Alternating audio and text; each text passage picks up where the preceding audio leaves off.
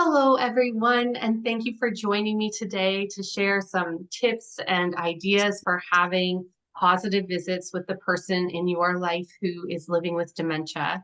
My name is Chris Van Leuven, and I'm an education coordinator with the Alzheimer's Society of Peterborough, Kawartha Lakes, Northumberland, and Haliburton.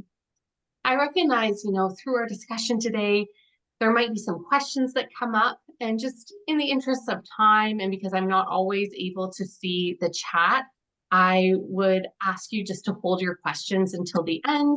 Do feel free if you want to pop your questions in the chat or write them down just so you don't forget to ask them later. Please do that, and thank you in advance for your help with this.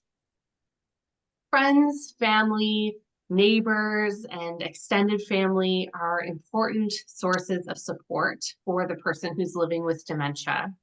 But, uncertainty about what to expect during a visit might prevent somebody from taking a minute or taking some time to visit the person. So today we're going to talk about some helpful suggestions for visitors. The Alzheimer's Society of Peterborough, Kawartha Lakes, Northumberland, and Haliburton respectfully recognizes that our organization is located on the treaty and ancestral territory of the Michi-Saagiig Anishinaabe people, who were known as peacemakers among Indigenous nations. We're grateful to the original stewards of this land. It's our goal for this land acknowledgement to be an active living statement of intent, which will build a bridge toward greater understanding and inclusion. This is the start of a conversation, and we intend to listen and learn.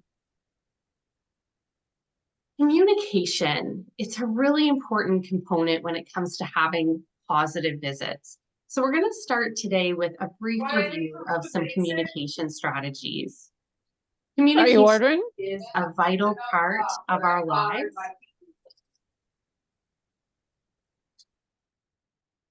And it allows us to express who we are and to relate to one another.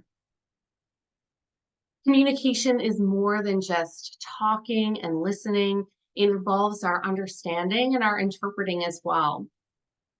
Dementia affects how people living with dementia understand what's being communicated to them and express themselves. For the person living with dementia, maintaining relationships and keeping those friendships going, those social connections going, it can be a really complex process, especially when their verbal communication is affected. And we notice that the following changes are common. So the person might have difficulty when it comes to finding a word. We might notice that they start creating new words for words that have been forgotten. We might notice that they repeat themselves often. So they might be repeating a word or repeating a phrase or a question. They may have difficulty organizing their words into logical sentences. We might notice that they're using more colorful language. So they might be cursing or using offensive language. The person might actually revert back to the first language that they learned as children. So if English wasn't the person's first language, we might notice that they start speaking that first language that they learned. Or we might notice that the person starts talking less than usual. There might be times where they're becoming socially withdrawn or they're not contributing to the conversation in the way that they once would have. When the person living with dementia is experiencing these changes to their communication abilities, we might feel frustrated, we might feel discouraged, or they might feel frustrated or discouraged. It's important that we recognize that these challenges that the person's experiencing are common. So we need to remain calm. We can just stay patient in the conversation and offer some words of encouragement to the person as well. We're going to watch a video now that outlines some important tips and strategies to enhance communication with the person that you're visiting who lives with dementia.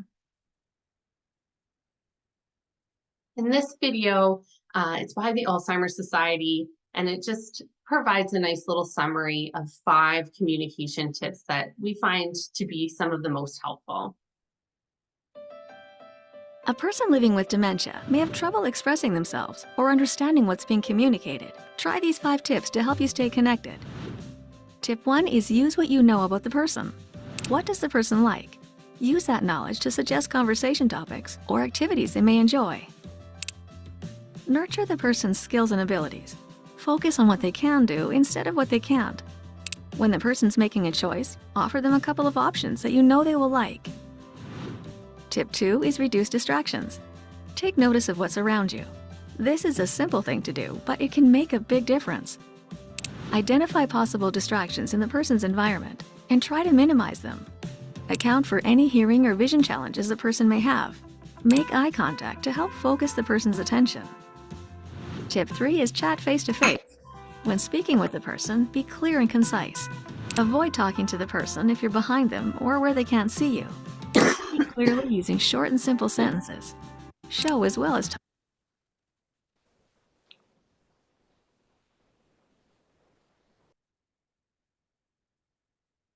talk. Using actions can help give your words meaning. The 4th tip is to be flexible, as it may not always go as planned. A person's abilities can change from day to day. So take a few moments at the beginning of the conversation to assess how they're doing. Look for changes in behavior and body language that may tell how the person's feeling, especially if they may indicate discomfort. Adjust to accommodate. When the person's unable to communicate verbally, communicate through the senses, like touch. Our 5th tip is to stay positive. Help make the person feel comfortable by modeling the mood. Be aware of your own tone and body language. Connect instead of correct. Ignore mistakes and give encouragement. When you feel overwhelmed, take a step back and exhale. Remember to take care of yourself too. It's not easy to be there for the person living with dementia, while also taking care of yourself at the same time. There will be days when these tips don't seem to help, but your presence is still felt by the person living with dementia, even when it may not be obvious. And it's important that you find a healthy balance and ask for help when you need it. Remember, you're not alone. For more tips and examples for meaningful conversations with people living with dementia, please visit alzheimer.ca/communication.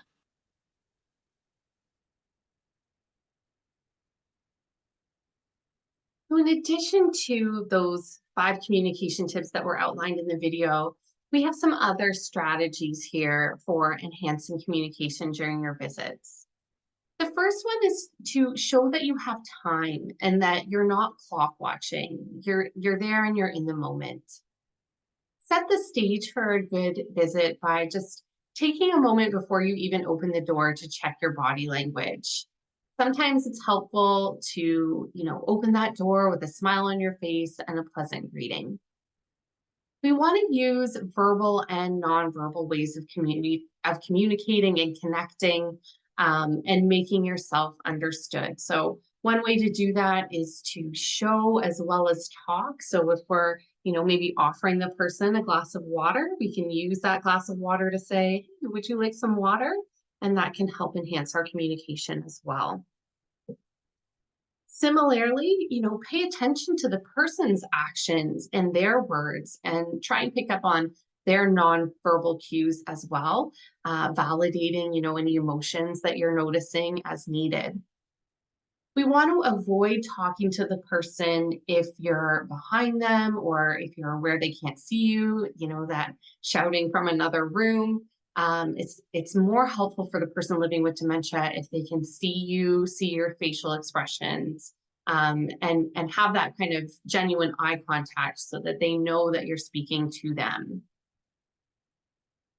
We want to speak clearly, making sure that we're using short and simple sentences.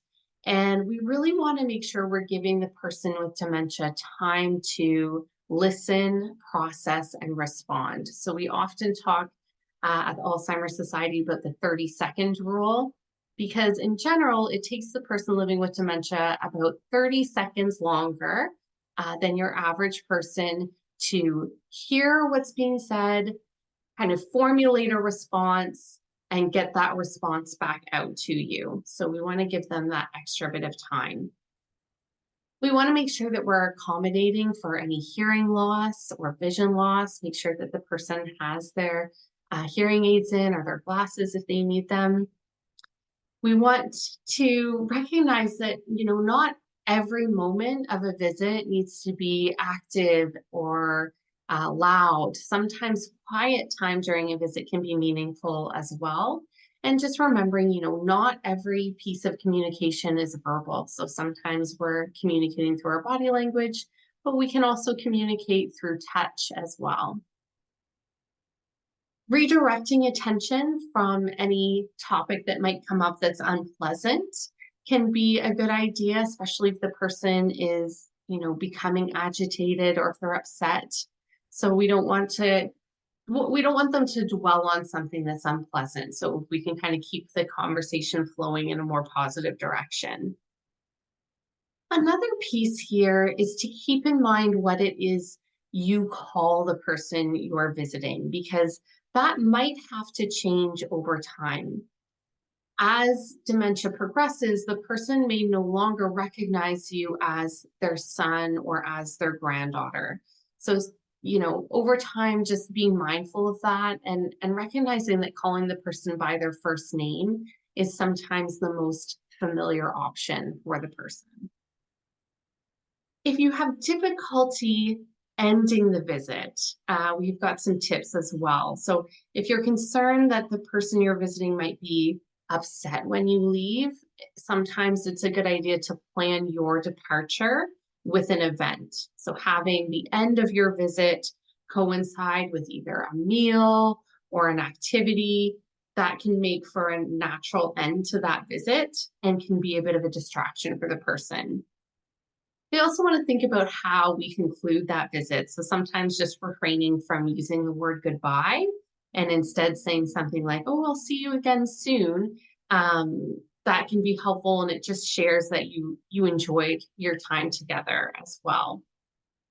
It's important to note that the person living with dementia's communication abilities can fluctuate. So they might have good days, they might have bad days when it comes to their communication. And this is dependent on a few factors. So it could be the amount of sleep that the person got and the quality of that sleep, their levels of stress, any other medical conditions or needs that the person might have.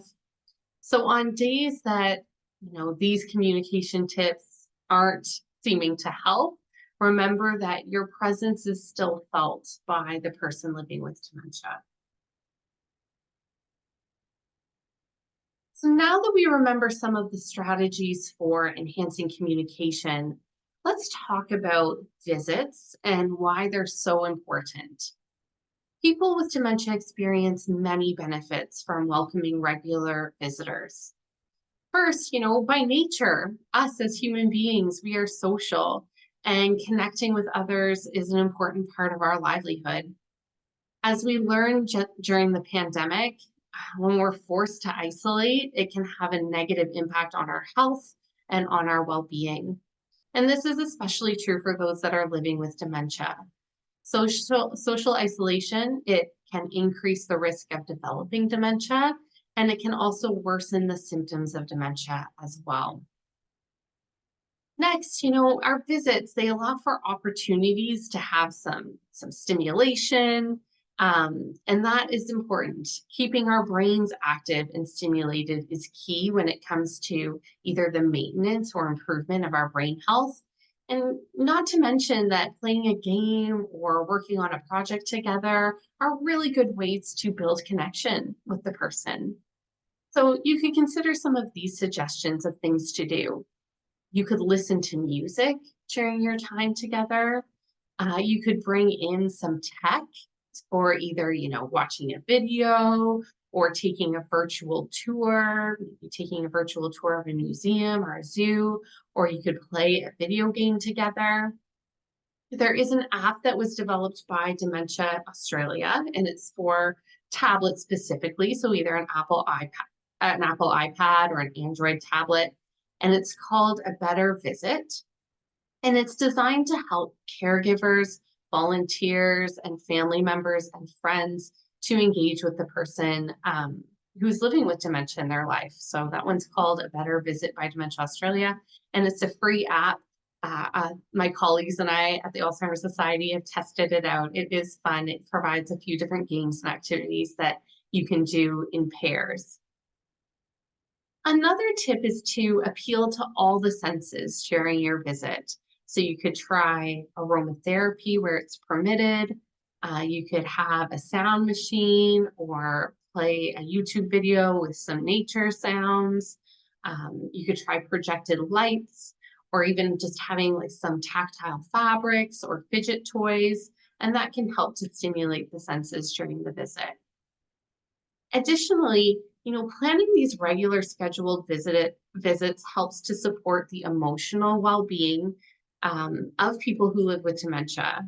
Visits help to alleviate some feelings of loneliness.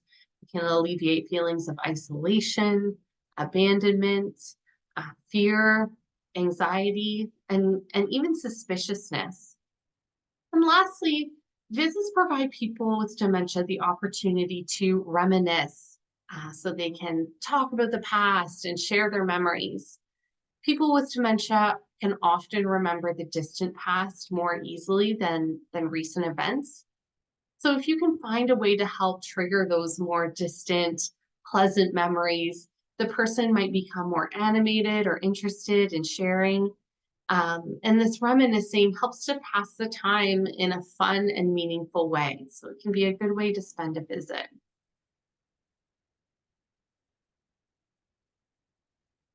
There are some helpful tips we can consider before we even start the visit that can help to set the stage for having that valuable visit.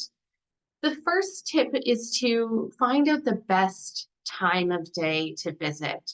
So one thing that you might want to consider is the person's daily schedule. So when are they up and ready for the day? When are their meal times? Are there certain activities that they attend regularly that they wouldn't want to miss? And just figuring out what their schedule looks like so you can find a nice gap in their daily schedule to visit and give them something to look forward to during that bit of downtime. You can also think about the best time of day to visit. So that could be maybe in the middle of the day when the person is alert, not yet tired. Joining the person for a meal or during meal times if they seem lonely during that time of day. And a visit could be or could provide a welcome distraction if the person is likely to experience late day restlessness. So this in the past was referred to as sundowning. And what it describes is just some increased agitation or emotion during the later part of the day. So usually the late afternoon, early evening, like around dinner time. So during that time, if you schedule your visit for then, you might be able to distract the person and help alleviate some of those late day restlessness symptoms. You also want to make sure that the length of the visit is appropriate. And this really can vary for each person who's living with dementia. Visits don't have to be long to have a positive impact. If you visit regularly, you're going to begin to figure out what that appropriate length will be for a visit, what that feels like. You can also consider asking other family members or caregivers who visit about what works well. And just know that those visiting times can also vary depending on the time of day. So keeping an open attitude about the length and duration of a visit is a good idea. So just try to remain flexible and go with the flow. Other considerations for valuable visits include, preparing what it is that you'd like to bring to the visit. So I mentioned some activities earlier, but also you could think of other items that the person might enjoy. So that could be a photo album or books that the person might enjoy looking at. You can also check for special events happening in the area that you could enjoy together. Or, if the person happens to be living in retirement or in long-term care, you could check the activity calendar of the residents and see if there's anything happening that you could attend together. Another consideration or something to think about is just as you enter the space, eliminating any distractions in that environment. So trying to turn off any background noise, like if the TV's on or if a radio's going, maybe turn those things off. If the person lives on a busy street, sometimes closing the blinds can be helpful. And that will contribute to, just having a more peaceful visit and making things less confusing for the person living with dementia. It makes it easier for them to focus on the conversation. It's also a good idea, just as you're checking the environment, to make sure that it's well lit, make sure you have adequate lighting in the space, just to be able to see each other and see those facial expressions and body language cues. Also, encouraging the person that you're visiting to help to make decisions about how you spend your time together. So checking in with them and asking them, I'm coming for a visit on this date. What would you like to do during our time together? And that can help to enhance the person's sense of independence and their self-esteem as well when they're able to contribute to that planning. A final tip is to recognize that it's generally a good idea to limit the choices. So, if you ask, would you like to go for a walk or sit here and chat? And if even those two choices seems like a little too much or too overwhelming, just limiting what you suggest to yes or no questions, like, would you like to go for a walk? Sometimes our closed-ended questions, those yes or no questions, can be our best option, and puts less pressure on the person to try and think of ideas, or just allows them to be able to be more in the moment and doesn't put pressure on them to process through anything that's too complex. So here we have some different examples of ways to initiate a conversation. And, depending on who you are to the person living with dementia, if you're a close family member, these particular conversation starters might not be a great fit, as they tend to be a little bit more impersonal. However, if the people that you're visiting are a friend or a volunteer, or if you're a member of the care team, these suggestions might be a little bit more applicable to you. So as we know, memory loss is a common symptom when someone's living with dementia. And even if you have visited the person before, even if you visited them frequently, they may not necessarily remember who you are. So here's some suggestions just for addressing the person. So you could say something like, "Hi, Mary, it's me, Jane, and I came to visit you today. Is this a good time?" Or, "Hi, Bob, it's Jane. Is it okay if I stay and visit for a while?" If the person says something like, "Oh, I don't know you," you can say, "I'm glad to meet you. My name's Jane. I heard you really like flowers, and I brought some pictures of beautiful flowers to show you." It can be helpful to use what you know about the person right at the outset of the conversation. This can help to put the person at ease and allow that conversation to flow a little bit better. When it comes to keeping the conversation going, it can be helpful to plan out some of the topics that you're going to touch on, or even some questions to ask. Keep in mind that any questions that you're asking should be broad and not require the person to come up with specific details, as this can be difficult for someone when they're experiencing memory loss. Also, bear in mind that it's generally better to ask those close-ended questions, and just any question that the person could answer easily with either a yes, a no, a maybe, and I don't know, or an I don't remember. So here's some examples of those. Would you like to have a visit with me today? Are you enjoying your tea and cookies?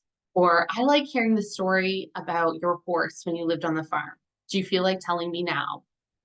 Some open-ended questions that might work are things like, "How are you?" That could spark some conversation, or, "How is your day going?" The person you're visiting, they're going to feel encouraged to keep the conversation going if it's apparent that you are listening, that you're responding, and that you're engaged in that dialogue. So here's some ways just to indicate that you are listening and some suggestions to continue that conversation. So you can use phrases like, oh, how interesting, or thanks for telling me that, or I see what you mean, or I didn't know that, or oh, is that so? Sometimes the person might ask for something that you are not able to provide. And it's not easy always to say no, but here are some ideas for how you might respond. So you could say something like, oh, I wish I could, or well, that's an idea, but this isn't really a great time. Or, ooh, it's a little too hot out today for something like that. Or, did you notice that it's raining today? How about we try a different time?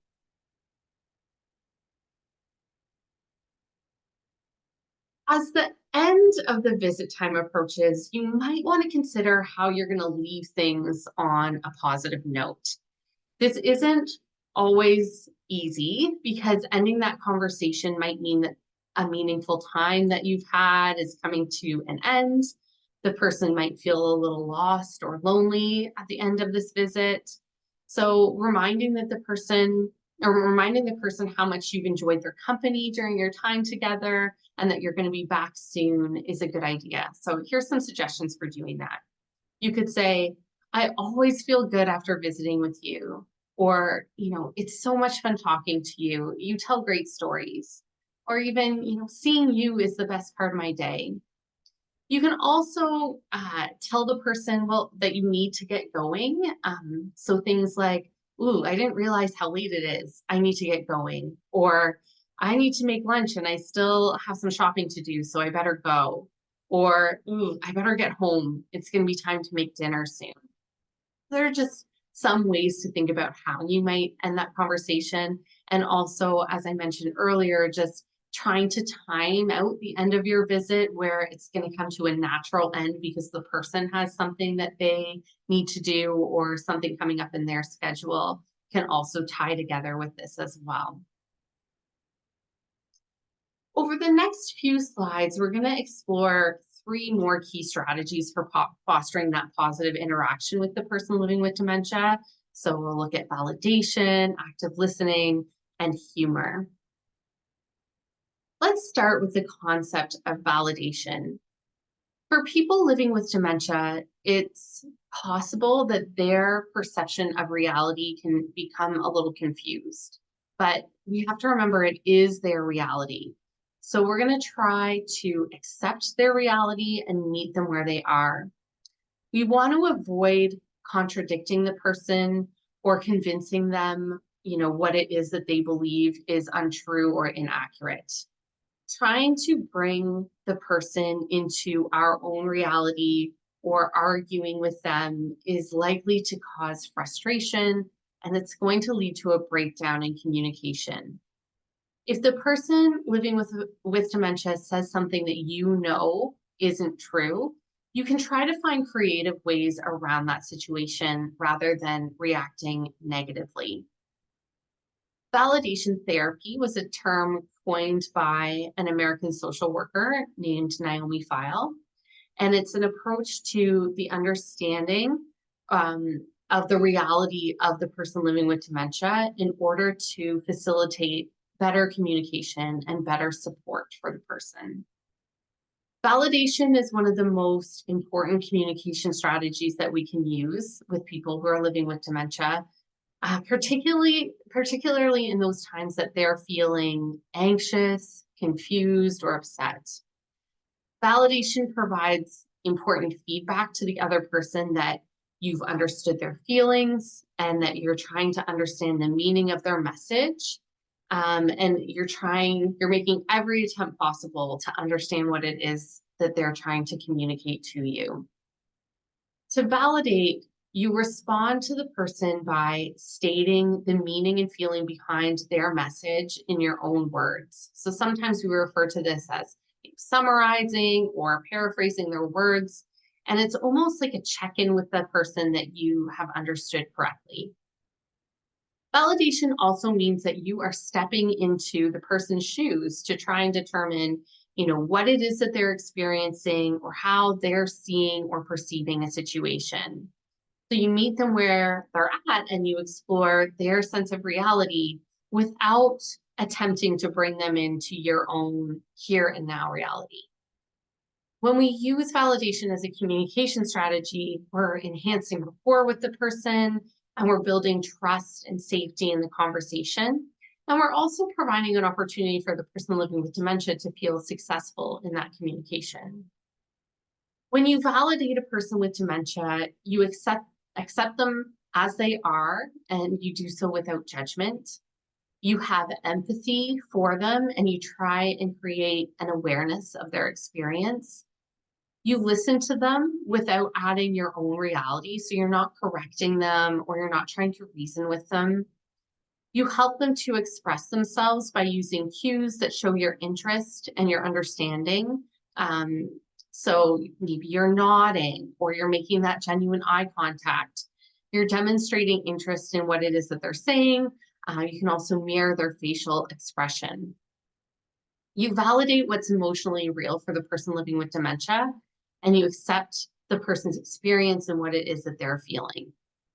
So if we were to put this into practice, just imagine for a minute that you are visiting the person living with dementia and you're visiting at their residence. That could be at home, or maybe they're living within a long-term care home setting or a retirement setting. And they ask you in that moment to take them home, or they're telling you they want to go home. So let's think about how we might respond to that in a validating way. First, we're going to think about the person's reality. So if the person's not recognizing their surroundings or their environment as their home, even though they live there, how might that feel to be feeling so unfamiliar in that space? What emotions might the person be experiencing? So we're going to think that through. Second, we want to reassure the person. So we could say something like, "Oh, I understand that you're feeling a bit homesick right now. I know what it's like to miss home. I'm here for you if you want to talk about it." And that could open up an avenue for conversation and reminiscing about the past, about their hometown or childhood home, which could be a positive experience. And lastly, we want to use what we know about the person to redirect their attention. So we could suggest going for a drive or for a walk. We could redirect with an activity like playing a game, or we could offer either a favorite treat or a cup of tea. There's something about food that always provides some extra comfort. That's how we might navigate a situation like that.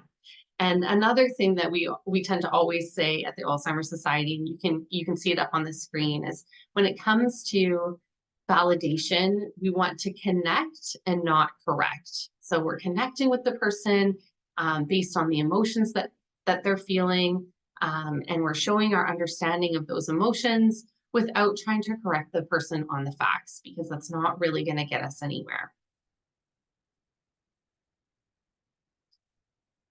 Next, we want to be prepared to listen when we're there to visit. Listening is more than just hearing what a person is saying. In fact, most of our conversation, our communication actually happens with what we're not saying.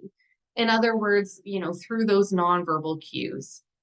Active listening involves paying attention to the person's body language, to their facial expressions, to the tone and volume of their voice. And it's the emotions that the person is trying to convey more than anything. Rapport and conversation comes much easier if the person knows that you care about what it is that they're saying. Ways to show that you care include, facing the person when you're speaking to them, making eye contact, talking to them at their level. So if somebody is sitting, or if somebody is in a wheelchair, getting down beside them, sitting down beside them and just being on the same level. Or if they're walking, walk alongside them as well. And we're giving the person our full attention in the moment. So try not to have a conversation, especially those important conversations, while you're doing something else. We want to give time to both listen and respond. People with dementia may want to share their feelings, so we want to remain open, We want to remain sympathetic. You might have to answer some difficult difficult questions in the moment. And when you're doing so, you can acknowledge their feelings, reassuring the person that they're safe, they're valued, and they're cared for. Common questions include, that asking when they can go home. Or another question that often comes up is when somebody who has passed away is going to come and visit. So we want to kind of go back to what we just talked about, where connecting with that emotion, thinking about, why are they asking when their mom's going to come and visit? Well, maybe it is they're looking for that connection that they have with mom, or that comfort that they get from being with mom. And so we can relate to that. We can speak to that. We can ask them about their mom, ask them to tell us about her and get them reminiscing. That's one way to connect. Or also, just being prepared to redirect to something more pleasant, especially if they're becoming upset in that conversation. Another tip is to laugh together. Laughter truly is the best medicine, and it is also absolutely contagious. Laughter can boost our mood. It releases endorphins, which is the happy hormone in our brain, and it helps to relieve stress as well. Laughter can also, it's kind of a magic tool that can help ease any feelings of embarrassment that the person might have, or any awkward moments that might come up. We can consider telling jokes. We can also watch funny videos together of your pets or kids doing funny things.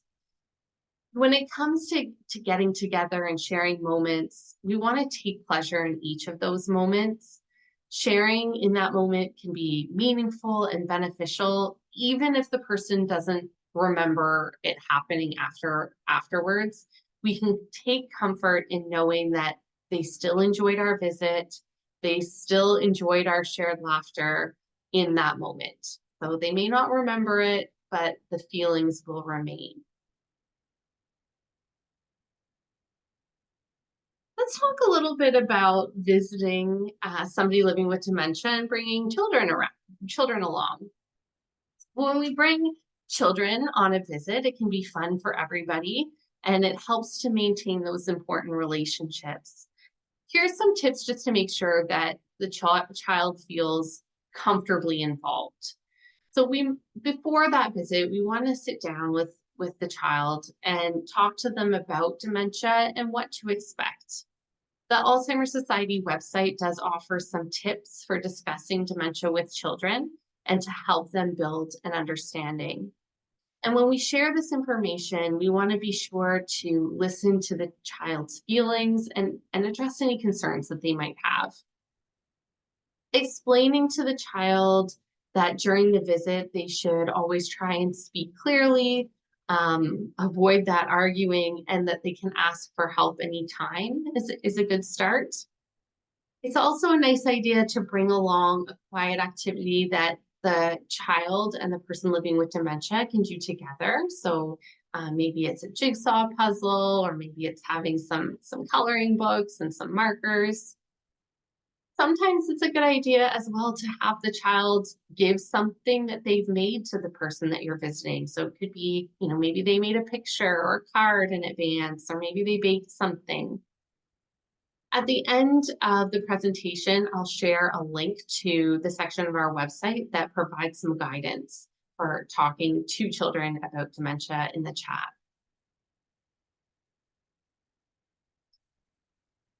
All right. Sometimes some different concerns can come up for the caregivers when it comes to having visits. There's many emotions associated with being a caregiver and visiting the person with dementia. Caregivers can often have many commitments and obligations related to either their families or work.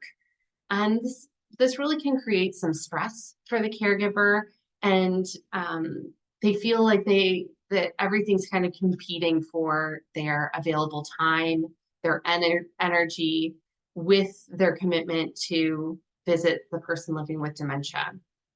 They recognize that every caregiving scenario is different. Some caregivers might have to leave work in order to care for the person living with dementia.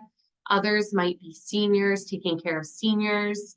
And others might be part of that sandwich generation where they're often, raising a young family while being the primary caregiver for an aging parent or an aging relative. The caregiver might feel torn between all of these different competing obligations. They might feel like they always need to be there visiting whenever they have a spare moment in their schedules, while at the same time they're wondering when are they going to get a personal moment for themselves. These competing factors can bring about some different feelings. So the caregiver might be left feeling guilty. They might have some anxiety. They might feel worry, or they may feel disconnected or a sense of disconnection from the person living with dementia. So what can we do to help caregivers, or if we are a caregiver, what can you do for yourself to help ease these feelings? First of all, being realistic about what it is you can and cannot do. So knowing your limits is important. In addition, taking time to communicate those limits with other family members or friends.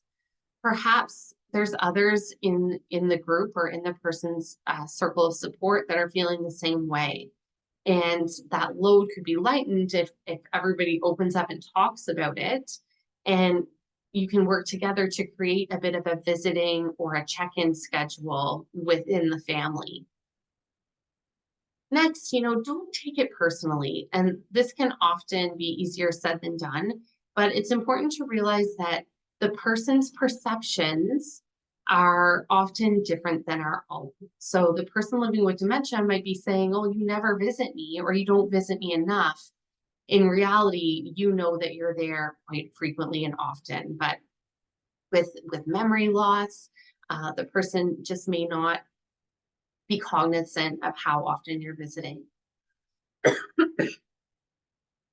Next, we want to take care of yourself. So, a big part of taking care of yourself really includes that ability to take time just for you.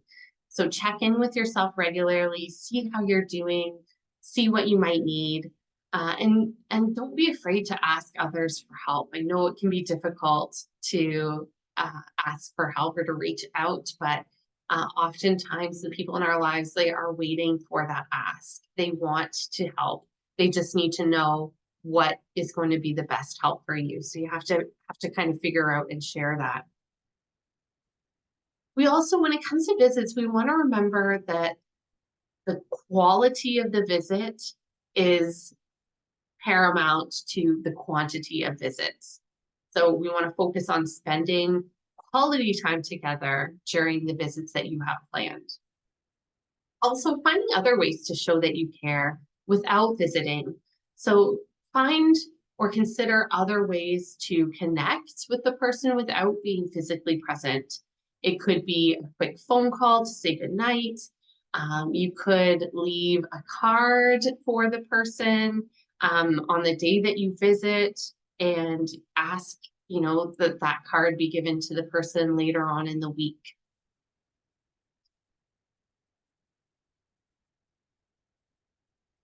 Let's talk a little bit about the idea of having a guest book for the person living with dementia. It's possible that someone living with dementia might have many different people involved in their circle of support. So it could be a neighbor that drops by regularly. It could be other family members. It could be members of their friend group or former colleagues. As their dementia progresses and the person's receiving more assistance, that circle might grow. And that could include now visits from service providers like social workers, or occupational therapists, or nurses, and volunteers as well. And it can be a little difficult to remember all of the activities, who's involved, and how they're contributing to the person's day. A visitor guest book could serve as a reminder of who has come to visit the home as well as how they spend their time together with the person living with dementia. It can be a helpful conversation starter as well for visitors when they're visiting with the person living with dementia, just to kind of look back at who's been there and what the person's been up to, everything that's happened since their last visit. We encourage people living with dementia or their caregivers to purchase and it could be a really inexpensive notebook or a journal, and that journal could serve as this visitor guest book, and keeping it in a location where visitors can easily locate it is also kind of an important piece as well. We want to choose a design that we like, and just feel free to get creative with the guest book. You can use it in your own unique ways. You can put photos in it.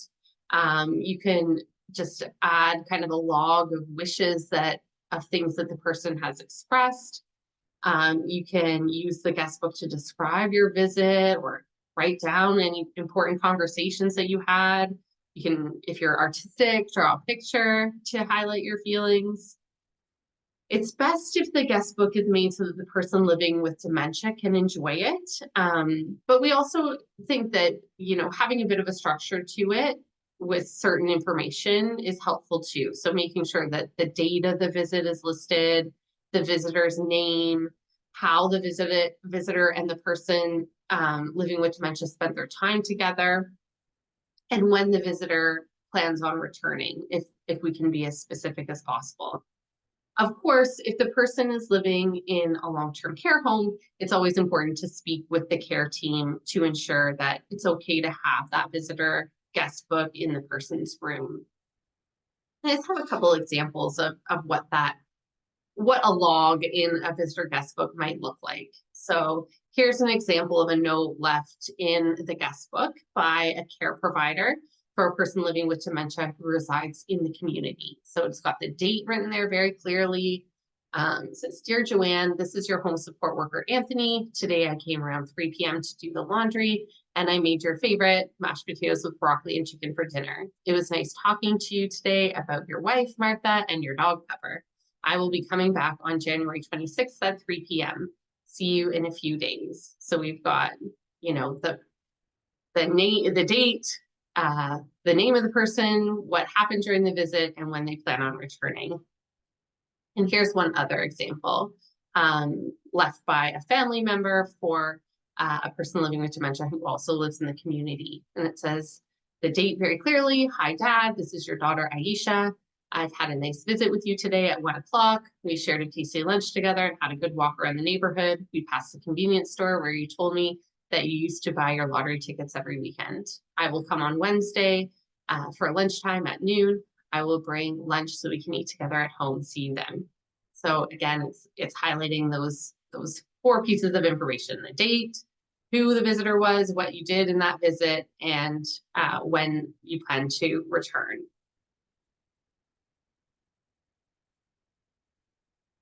So we started off our conversation today talking about the benefits of visits for the person living with dementia. There's also benefits to you as a visitor as well. Setting aside time to visit with the person living with dementia can be meaningful and beneficial to both of you. For yourself as a visitor, it's important to recognize the impact that your presence has. You can feel good about the role that you and your visits play are helping the person to feel valued and helping the person to feel included as well. If you're looking for more information, we have some info on our website about making visits meaningful, and I'll be sure to share this link in the chat as well. We also have a meaningful visits pamphlet that outlines some different tips, and I can share this as well. And here on the screen, you can see Casey, who is our intake coordinator at the Alzheimer's Society. She's your first point of contact with the Alzheimer's Society and can connect you with the right person and the right resources to meet your needs. So if you're not connected with us yet, please, I would encourage you to reach out and get in touch with Casey. and connect with all the services that we have to offer. Also, it's important to note that as much as we do receive some ministry funding for some of our programs at the Alzheimer's Society, that funding does not cover the full scope of the services that we find important to offer, including things like our Minds in Motion program. We're really, really grateful to donors who help bring our programs and services to life and allow us to do all of the things above and beyond that we want to do to help those living with dementia and their care partners right here in the 4 counties that we serve. Great. Well, thank you very much for taking the time to join me for this session. I'm just going to stop the recording and stop sharing my screen so we can have some questions.